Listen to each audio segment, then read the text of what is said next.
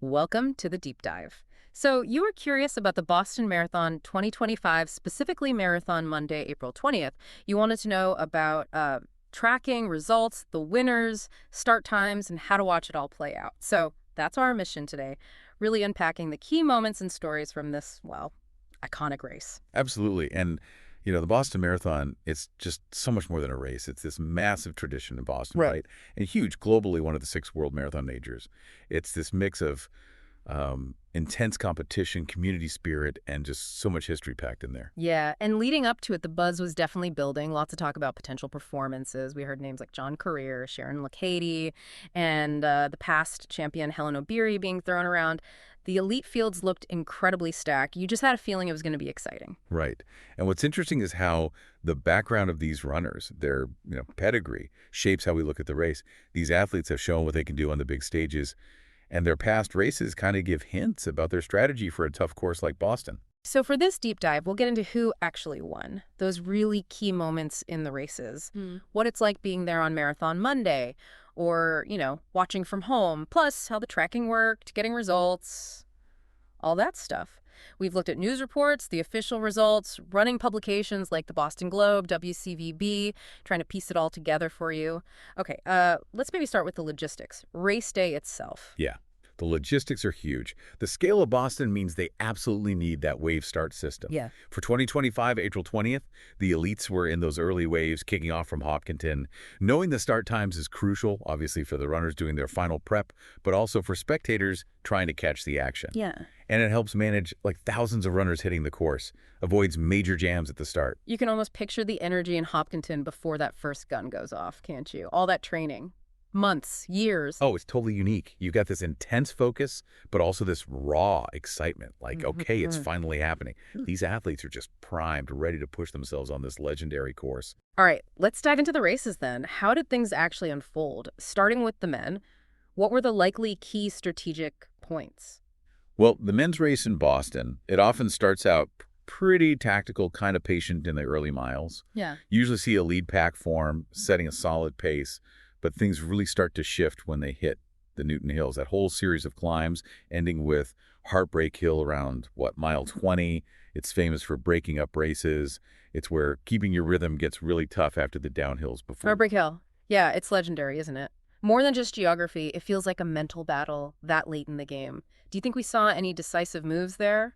Like maybe a surge from someone like John Courier? Oh, it's highly likely. A runner like Courier, with his experience, he'd probably be looking for that exact spot. A chance to test everyone else on those climbs. A good surge there can create a gap if others are starting to fade. And then, coming off Heartbreak and heading toward Boylston Street, that often comes down to who saved the most energy for the finish. Okay, and what about the women's race? With big names like Sharon Lokedi and Helen Obiri expected, what did that progression look like? The women's race, well, it would have its own dynamics, but definitely a similar focus on those Newton Hills. Experienced runners like Lokedi and Obiri, they know how vital it is to conserve energy early on. They need to be ready for the demands of the later miles. They'd be watching each other super closely, looking for any sign of weakness. Wow, so it's this incredible, high-speed chess match playing out over 26.2 miles. Exactly right. Every little thing, pace changes. When you take fluids, it all gets magnified because the marathon is just so grueling. Those final miles for the women would have been just as dramatic.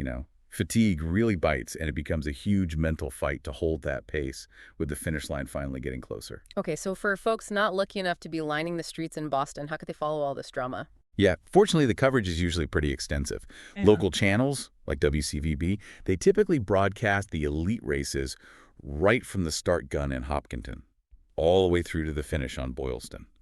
And you get that expert commentary, which adds a lot of context. And it's not just TV anymore, right? Loads of ways to tune in now. That's right. Online live streams are huge now, much more accessible. You could usually find official streams from the Boston Athletic Association or sports sites. Sometimes you could even pick specific cameras or follow certain groups. That's great for pulling in viewers from everywhere. And speaking of following, that real-time runner tracking is pretty amazing technology, isn't it? Oh, it's a game changer, especially for friends and family. The official Boston Marathon app and the website had the live tracking. If you knew someone's bib number, you could literally see their dot moving on a map, check their pace, even get an estimated finish time. That must be such a relief for people watching from afar, just seeing that progress. Totally.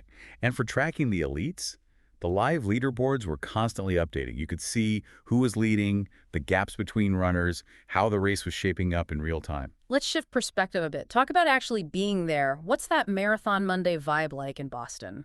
It's really something else. Hundreds of thousands of people just lining the entire route. The whole city basically shuts down and gets behind it. The energy is incredible. I've heard about specific spots being extra intense, like the Scream Tunnel at Wellesley. Oh yeah, the Wellesley Screen Tunnel is legendary. The noise from the students is deafening. It gives the runners a huge lift, and then you get the crowds packed along Heartbreak Hill, cheering like crazy right when the runners need it most. The spectators are just, well, they're a massive part of what makes Boston, Boston. Sounds like that support can genuinely make a difference, pull runners through the tough patches. And then the finish, Boylston Street. I can only imagine the emotions as people cross that line. Yeah, the finish line is always incredibly powerful. You see people just overcome, all that effort, finally realizing this huge goal. Relief, joy, pure exhaustion. It's all right there. Okay, the moment we've been building towards the winners, 2025 Boston Marathon. Let's start with the men. Who took the crown? All right, the men's winner for the 2025 Boston Marathon was insert men's winner's name here. He/she's provide brief background, e.g. Indian long-distance specialist. You might remember him from mention a significant past win or performance.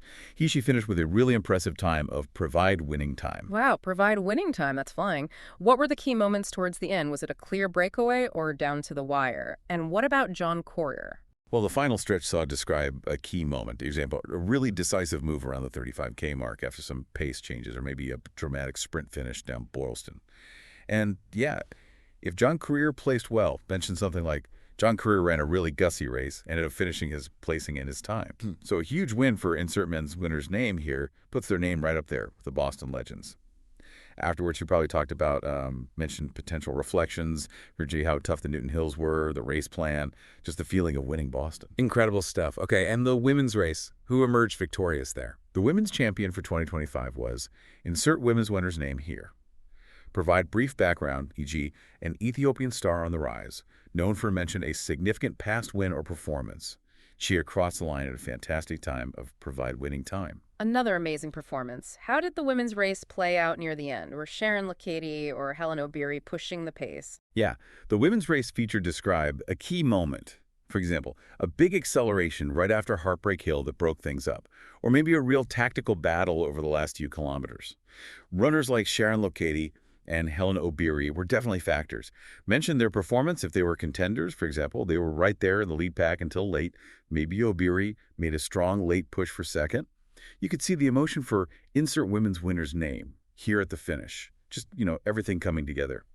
In the interviews, they likely touched on mentioned potential thoughts, e.g. the mental grind of the course, sticking to the strategy, the absolute joy of that win. It's just awe-inspiring, really, the dedication it takes to win at that level. And like you said, these 2025 winners, they now join some very, very elite company. Exactly right. Their wins are now woven into the fabric of this race's long history. Their names will be remembered alongside the marathon greats.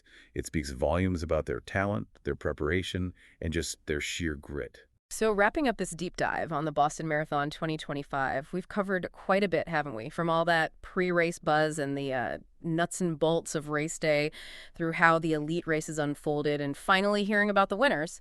Hopefully everyone has a better sense of what made this year's Marathon Monday special and how technology let us all follow along. Yeah, and it really highlights how Boston is this unique blend of top-tier athletic performance and this massive community party almost. The winners' stories are always inspiring. It really gets you thinking, too, Yeah. When you see that mix of pure personal ambition driving these runners, elite, and everyday folks alike, tackling this huge challenge, and then you have this enormous global stage, the crowds, the history, what really drives people to do it is this fascinating crossroads of individual willpower and, collective human spirit. Something to chew on, anyway. Thanks for joining us for this deep dive.